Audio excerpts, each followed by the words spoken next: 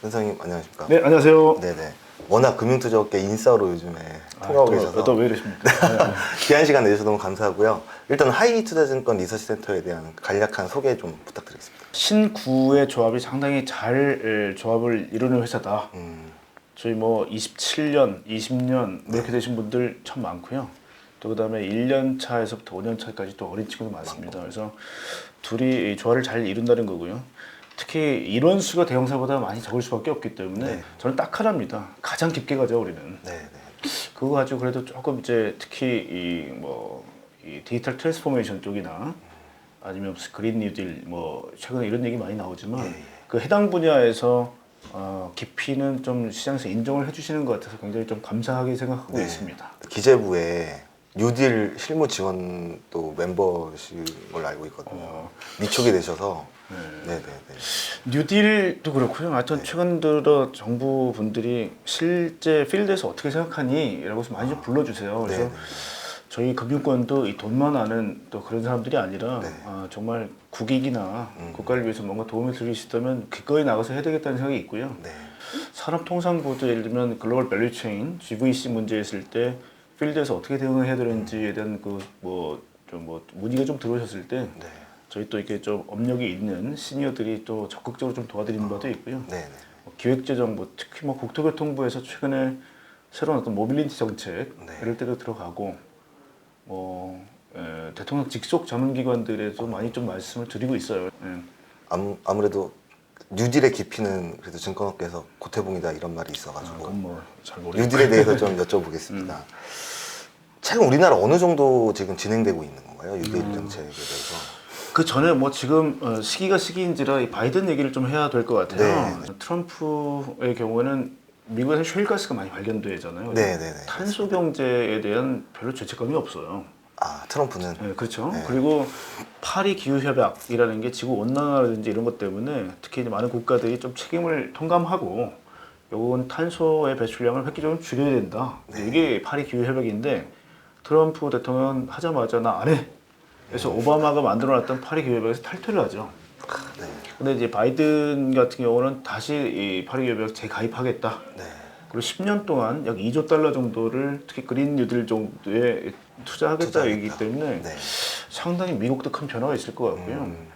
이걸 좀 이해하시려면 뉴딜이라는 게 야 이거 뭐 힘들고 먹고 살기 힘든데 그 탄소가 나하고 무슨 상관이야? 아직 대부분 그러세요. 네 아직은 네. 근데 이거 한번 생각해 보시죠. 이번에 캘리포니아에 산불이 났어요. 네. 산불이 엄청 크게 났죠. 대한민국 국토의 25%를 전소시켰습니다. 야 이건 지구 온난화 때문이다. 2035년도에 내연기관차를 전면 금지하겠다 발표를 합니다. 네. 근데 네. 캘리포니아는요. 미국의 어떤 모빌리티 정책에 가장 앞서 있는 선두주자이기 때문에 한 10개 주는 따라갑니다 보통. 그러니까 결국은 이게 각국 정부가 이제 피부 느끼기 시작하는 거예요. 네. 왜냐하면 그 피해가 직접 자국민들한테 미치기 시작했다는 거거든요. 네. 그래서 파리 기후 협약 같은 것들은 굉장히 강제성을 가지고 갈 겁니다. 네. 그래서 바이든까지 동참을 하게 되면 이거는 이제는 거스를 수 없는 대세가 된다라고 보시는 게 맞을 것 같고요. 제로 에미션이라는 건 CO2 배출량이 제로가 되어야 돼요. 아 CO2 제로. 그럼 자동차 중에 CO2 배출량 제로가 전기차. 있는 게 전기차하고 네. 수소. 수소. 그 두 개밖에 없습니다. 네. 그러니까 플러그인 하이브리드나 하이브리드, 그냥 내연기관 뭐 다 안 되는 거죠. 네. 그래서 그런 부분이 있고 또 카페라는 게 있어요. 그게 뭐냐면 Corporate Average Fuel Economy라고 해서 네. 기업 평균 연비 제도라는 게 있는데요.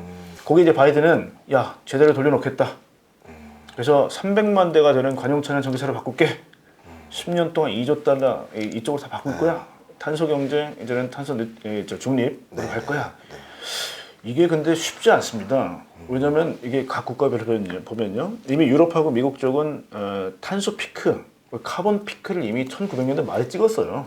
그래서 탄소 피크라는 게 유럽하고 미국은 이미 찍고 나서 빠지고 있는데 대부분 국가들이 어떤 선언을 했냐. 2050년도에 탄소를 제로로 만들겠다는 겁니다. 이거 어마어마하게 힘든 부분인데 이거를 나중에 이제 저희 자본시장에서 봤을 때는 각 국가가 인위적인 프레임을 만들고요.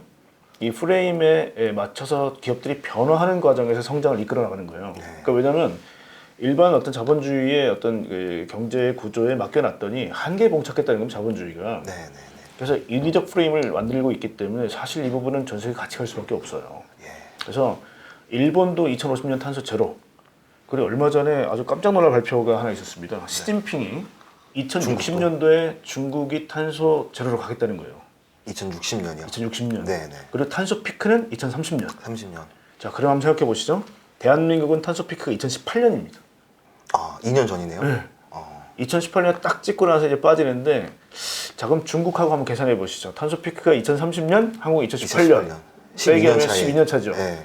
그러면 중국이 탄소 2060년에 탄소 제로다. 네. 그럼 대한민국은 2048년이나 48년이 50년. 50년. 네. 자, 근데 우리는 원자력 발전을 계속 부양하는 나라가 아니죠, 그죠? 지금 이제 좀 계속 이제 줄이고 줄이겠다는 있는- 거잖아요. 네.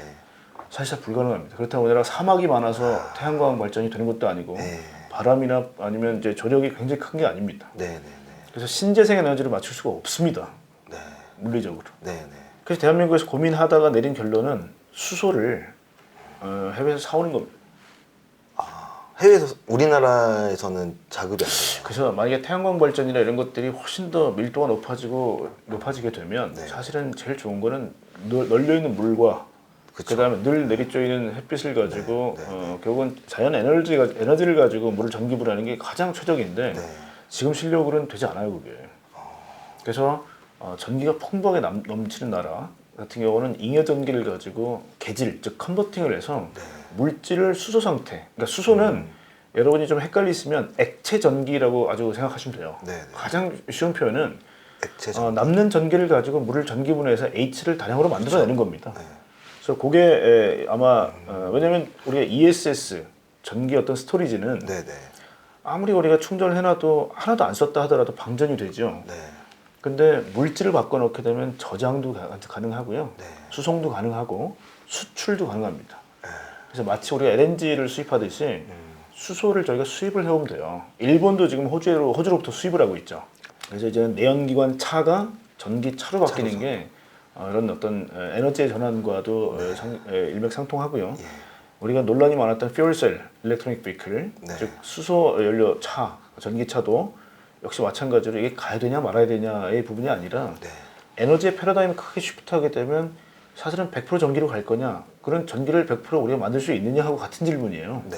그러니까 아마 액체 전기를 수입해서 직접 차에 집어넣는 게 아마 수소차가 될 거예요. 그래서 앞으로 전기차나 수소차는 대세가 될 거다라는 거고 이제는 가장 큰 시장인 미국도 네. 결국 그쪽 가겠다고 동참을 이제 하겠죠 바이든 때문에. 네, 네. 그리고 또 시진핑이 발표했던 탄소 중립으로 가려면 100% 전기차로 가기 힘듭니다. 중국도 아마 퓨얼셀하고 섞일 수밖에 없기 때문에 네.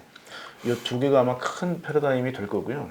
우리나라 그 지금 뭐 ESG나 뉴딜이나 외국에 비해서 어떤 정도의 지금 수준인지가 좀 궁금하거든요. 그나마 다행인 게 이제 배터리라는 게 ESS하고 이제 결국 모빌리티 쪽에 활동의 자율성을 보장하는 게 배터리겠죠. 네, 배터리 밀도가 높아져야 항속거리가 길어지고 네. 마력이 높아지고. 네. 그러니까 배터리는 굉장히 중요합니다. O2O의 끝판왕이 오프라인의 끝판왕은 로보타이제이션이다. 로보타이제이션. 이 로봇은 쉽게 말하면 뭐 전선을 우리가 연결할 수는 없어요. 네. 결국은 독자적으로 행동할 수 있어야 되고 독자적으로 판단할 수 있어야 되기 때문에 많은 에너지를 소모하게 될 겁니다. 그래서 배터리는 아까 얘기했던 그 디지털라이제이션하고도 같이 결부가 됩니다. 그래서 배터리 기술이 워낙 뛰어나고요. 네. 그 다음에 수소 관련된 자금률이 거의 95%에 달해요. 왜냐면 이번에 니콜라 사태 때도 확실히 밝혀졌던 게 야, 한국 현대자동차한테 몇 번이나 요청을 했는데 거절당했다. 네, 네. 이 얘기는 뭐냐면 실제 스택서부터 모든 프로세스상에 있는 부품들을 다 자급할 수 있어요, 한국은. 그래서 그런 면에서는 굉장히 좀 앞서 있다라고 볼 수 있는 거고요. 네. 다만 이제 마켓이 워낙 작기 때문에 수출이라든지 이런 쪽을 좀 다변화를 해야 되고 특히 지금 스택에 우리 백금총매 확률이 높습니다. 그래서 기술적으로 뭐 그래핀이라든지 이런 것들을 대체를 해서 가격을 많이 낮추는 숙제는 좀 있습니다만은 렐러티브로 다른 나라하고 비교했을 때는 상당히 괜찮은 상황이다. 기술적으로. 기술적으로. 이제 아쉬운 건 근데 이런 거예요. 네. 디지털이라는 걸 조금 더 자세히 들어보면요. 네. 우리 디지털라이제이션 때 소니가 네. 아날로그에서 디지털 바꿀 때 되게 잘했죠. 되게 잘했어요. 왜냐? 뭐 예를 들면 코닥, 아니면 노키아. 뭐 다 이런 것들 쇠매를 할 때 네. 소니 디지털 카메라 만들고 그다음에 MP3 플레이어 만들고 전자사전 만들고 뭐 등등 해서 네, 맞아요. 굉장히 아기자기한 전자사전 디바이스 저도 많이 썼었습니다. 네. 많이 만들었죠. 네, 네. 그런데 갑자기 이걸 융복합을 했던 웬스타가 하나 나타났죠. 스티븐 잡스였습니다. 융복합이라는 게 되게 추상적이고 그냥 우리가 착하게 사세요 같은 그런 교훈처럼 들리지만 정말 융복합가 쉽지 않는 기술이고요. 네. 디지털의 속성 중에 하나가 이거를 퓨전할 수 퓨전하죠. 퓨전할 수 있기 때문에 자 자동차도 똑같아요. CASE라고 CAS 이런 네 가지 측면이 있습니다. 네. 커넥티비티 즉 초연결, 네. 오토노머스 자율주행, 자율. 쉐어드 앤 서비스 공유경제 차량 공유, 네. 그다음에 일렉트리피케이션 전동화. 네. 이 네 가지가 각기 따로 가는 게 아닙니다. 이걸 컴바인 시킨 게 테슬라예요. 정부도 이번에 114조라는 돈을 2025년까지 네. 디지털 뉴딜과 그린 뉴딜로 쏟아붓겠다고 얘기를 했죠. 네. 그래서 제가 생각하는 어차피 자본시장이 있기 때문에 약간 자본시장의 생각으로 좀 바꿔서 말씀을 드리면 네. 큰 기술적 두 가지 변화는 디지털이라는 부분하고 친환경 이 친환경. 두 개는 거슬 수가 없습니다.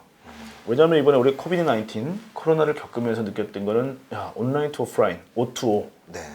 그리고 코로나가 있기 전에 느꼈던 4차 산업혁명은 CPS 사이버 피지컬 시스템 즉 가상 공간과 그다음 피지컬은 물리 세계 네. 이 두 개가 컴바인 되는데 그 링크가 되는 게 커뮤니케이션 즉 통신입니다. 네. 네. 그래서 이게 이제 CPS라고 부르는 사이버 피지컬 시스템인데 둘 다 공통 교집합이 있어요. 온라인하고 사이버 거의 비슷한 개념이죠. 네. 오프라인과 물리 비슷한 개념이죠. 네. 자, 근데 이게 결국은 우리가 집콕을 하거나 소셜 디스턴싱, 사회적 거리두기를 하거나 아니면 락다운이 딱 되다 보니까 사람의 욕구, 우리가 머슬로우의 욕구 5단계, 8단계 있지 않습니까? 네. 8단계 제일 끝이 뭐 심미적 욕구 내지는 자아실현 이런 게 있지 않습니까? 네. 네. 안 되네요, 이거는 집에 콕 박혀 있어도. 네. 그래서 결국은 그거를 가상 공간인 온라인 혹은 사이버 공간에서 사이버로. 해결하는 게 플랫폼입니다. 그래서 전 세계 시가총액 10위권에서 7개가 플랫폼 인더스트리가 되는 거죠. 한국의 네이버, 카카오가 올라가는 것도 마찬가지입니다. 그래서 온라인, 근데 온라인을 도와주는 하드웨어적인 서포트는 필요하겠죠. 그 예를 들면 뭐 클라우드가 되든 아니면 5G 통신이 되든 아니면 뭐 메모리 반도체 아니면 비메모리 반도체 뭐 등등. 그다음에 아날로그를 디지털화 시키는 게 센서, 스마트 센서. 네. 굉장히 많은 것들이 서포트를 해야 이 사이버가 열립니다. 자, 투, 이 커뮤니케이션이죠. 이 뭐 통신으로 연결되는 개념이 될 거고요. 네. 그다음에 오프라인의 끝판왕은 뭘까요? 결국 기술이 계속 진화되는 오프라인의 끝판왕은 뭘까요? 끝판왕. 물리적 영역에서 사람을 계속 편하게 만들고 네. 결국은 기술이 계속 진화되면 이 오프라인의 끝판왕은 자율. 로보타이제이션. 로보타이제이션. 네. 로보타이제이션입니다. 그래서 로보타이제이션을 물리 세계에서 사람의 근력을 대신해 줄 수 있는 로보타이제이션이 된다는 것은 기본 코어 테크놀로지는 모터, 네. 배터리, 네. 그다음에 이 기계하고 로봇을 가장 큰 차이를 벌어주는 게 스스로 판단하는지의 여부예요. AI. 네, 인지 판단 제어입니다. 예. 요거를 서포트하는 것들이 많은 테크 쪽에서 주가의 변동이 나타나고 있거든요. 그래서 딱 기억해 두셔야 하는 거는 O2O, CPS로 대변되는 디지털 트랜스포메이션이라는 게 하나 있고요. 네. 네. 그다음에 지금까지 말씀드렸던 그린 뉴딜, 네. 그다음에 뭐 이제 이런 부분 친환경에 대한 프레셔는 전 세계가 탄소 중립으로 가는 데에 아마 계속 프레셔가 있을 거예요. 대세다. 그거는. 그렇죠. 네. 항공기가 지금 미국 CO2 배출량의 12%가 항공에서 나옵니다. 12%요. 예. 굉장히 크죠? 네. 그러니까 그 12%를 결국은 어떻게 하냐? 전기 비행기로 바꾸라는 겁니다. 그게 최근에 이제 말하는 어번 에어 모빌리티, 네. 도심형 항공 모빌리티가 도대체 왜 생뚱맞게 도심에서 항공기가 날아다닌다는 거냐가 아니라 UAM도 헬리콥터가 도심에 날아다니면 굉장히 소음 때문에 못 살겠죠, 그죠? 네, 맞아요. 그래서 UAM은 전기로 갑니다. 그래서 우리가 eVTOL이라고 해서 Electric Vertical Takeoff Landing, 즉 전기로 얻는 수직 이착륙기를 의미합니다. 네. 그래서 이 각 빌딩 옥상마다 네. 스카이 포트를 만들고 예. 여기 한 두세 대 정도의 UAM이 앞으로 계속 날아다니는 시대가 네. 될 거예요. 그게 이제 그래서 국토교통부 이전에 2025년. 네, 이전에 봤을 때 선생님이 어디에서 말씀하신 걸 보니까 옥상에 그걸 띄울 수 있는 건물들이 가격이 이제 오를 거다. 그런 말씀도 하신 것 같아요. 그것도 그렇고 우리 70, 80년대 우리의 또 이렇게 어르신들이 지금까지는 야, 이 멋대가리 없는 성냥갑 같은 빌딩을 만들었다라고 저희가 한탄을 좀 했죠. 네. 저 유럽에 있는 멋진 첨탑. 네, 막 이렇게. 근데 이제는 반대가 됐습니다. 그러니까. 유럽은 착륙할 데가 없어. 우리는 다 네모 반듯한 못생긴 빌딩 중국이나 우리나라. 평평하지 않습니까? 우리는? 네. 거기에 이제 스카이포트를 만들 수 있기 때문에 그래서 이게 국토교통부도 2025년부터 UAM을 허용하고요. 2035년부터는 완전 무인기를 허용하게 되는 로드맵이 나와 있습니다. 자본시장에서는 저는 이제 저희 하우스에서는 이걸 뭐 테크하고 이코노미를 합쳐서 뭐 테크노믹스 뭐 이렇게 표현을 저는 해요. 네. 좀 신조니까 밀어주셔야 됩니다. 그죠? 테크노믹스. 테크노믹스. 디지털이 되면 반대로 안 좋은 건 뭘까요? 디지털 되면. 아날로그. 그쵸. 아날로그 경제가 죽은데 이 시체를 밟고 디지털이 올라가요. 공존할 수가 없습니다. 아날로그와 디지털은. 너무 비인간화되는 거 아닐까요? 너무 디지털. 그럴 수도 있는데요. 네.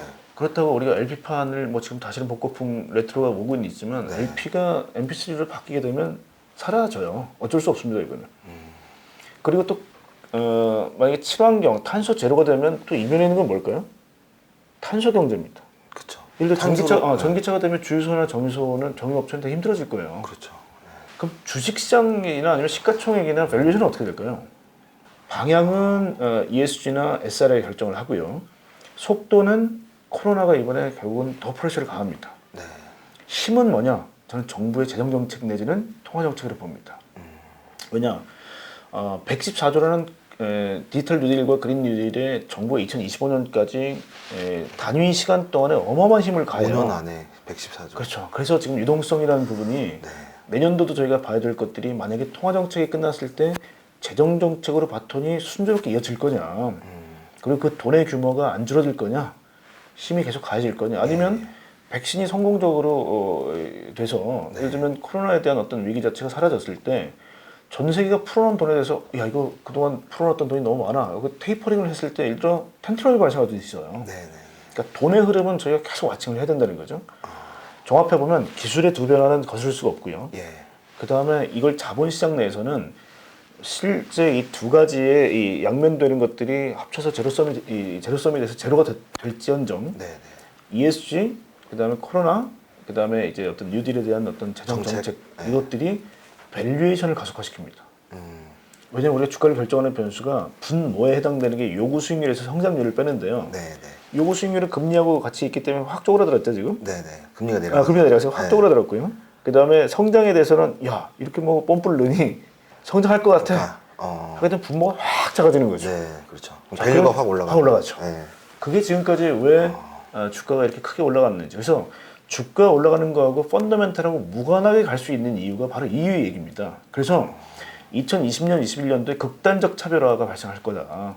내년 뭐 중요한 이벤트 뭐 좀 보고 계신 게 있는지 내년 제일 중요한 어떤 건 걸 뭐 좀 백신이죠, 백신. 백신. 네, 왜냐하면 네. 뭐 이 경제를 정상적으로 돌릴 수 있는 딱 유일한 길은 이제 백신이고요. 네. 저도 이제 자동차를 계속 오래 봤기 때문에 네. 제가 네. 보지도 못한 숫자를 본 적이 있습니다. 4월달 인도 자동차 판매 4월 달이요. 몇 대 정도 될 것 같으세요? 인도 자동차 판매. 인도 자동 그 13억 인구에 있는 인도 빵대입니다. 빵대. 빵대요. 앞에서 전무후무한 기로 빵대요, 빵대. 그래서 와 인도가 빵대다. 이건 뭐 4월달에 그러면 이건 뭐 숫자도 안 나오겠죠. 네네. 0분의 몇 정도 돼야 퍼센트가 네. 나올 텐데. 네. 그리고 지금 소비 활동이 둔화된 것들이 다 락다운이라든지 소셜 디스턴싱 때문에 그렇기 때문에 백신이라는 건 기본적으로 사람들을 자유롭게 활동하게 만들 거고요. 네. 이게 다시 취직이 될 거고 또 소비 활동을 할 거고 네, 네. 그동안 위축돼 있던 많은 자영업자들이 활력을 결국 이제 뛸 거예요. 네, 네. 활력을 뛸 거기 때문에 백신이라는 게 일단 그렇다. 그러면 이제 저희가 좀 걱정하는 건 이거죠. 돈을 어마어마하게 쏟아부었는데 네. 정상화됐다. 그럼 또 한편으로는 사람들이 또 그렇기 때문에 걱정이 좀 돼요. 어떤 면에서? 야, 이 돈을 이렇게 풀었는데 이제 걷어들이는 거 아니야? 이게 텐트럼입니다. 그러니까 이 테이퍼링을 해서 텐트럼이 발생할 거 아니야? 걱정을 네. 하게 될 거예요. 그래서 저희가 약간 기우긴 하지만 이제 막 좋아졌는데 그렇게 걱정하라고가 아니라 진짜 빠른 분들은 이미 캐피탈 게인을 너무 많이 얻었어요 이번에. 맞아요. 돈을 너무 많이 벌었기 때문에 네, 네. 야, 더 선제적으로 판단하자. 그래서 저희 생각에 한 가을쯤 되면 네. 백신이 많이 성공한다면 아마 조심하자는 움직임이 나타날 수 있다. 그래서 저는 약간 상반기 때 좀 강하게 가고 네. 하반기 때는 조심스러운 좀 아마 그런 움직임들이 있지 움직임이 있을 않겠느냐. 그렇게 보고요. 방향은 말씀드리지만 지수의 각도가 설령 완만하다 하더라도 네. 부익부 빈익빈 아까 얘기했던 디지털과 아날로그 그 다음에 탄소 제로와 탄소 이 두 가지 어떤 명확한 흐름 거기서 밸류에이션은 당연히 제가 보기에는 정부가 밀고 ESG가 미는 네. 그 디지털과 그린 이 두 쪽에는 굉장히 밸류에이션이 좀 넉넉하게 가지 않겠느냐. 그래서 왜 바이든이 되고 나서 당장 오늘도 이제 네이버하고 좀 카카오. 약간 하고 약세를 좀 보이는 이유도 플랫폼이라는 거는 기본적으로 인풋과 아웃풋이 있으면 도중에 뭔가의 안에 연산이 일어나는 네. 저는 시스템이라고 보는데요. 예를 들면 카카오에 은행이라는 걸 인풋을 딱 넣었더니 네.